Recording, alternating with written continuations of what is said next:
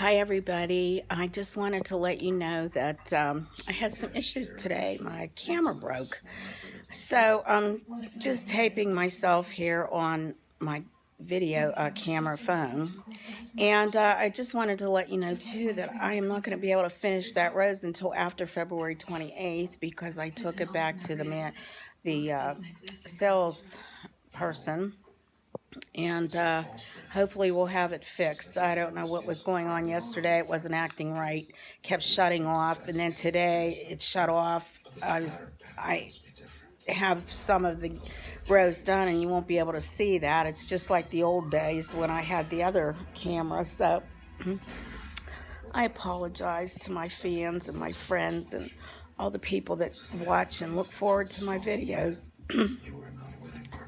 I will try to put up as much as I have taped, and hopefully, at least it'll get us through to the next part when I get my camera back.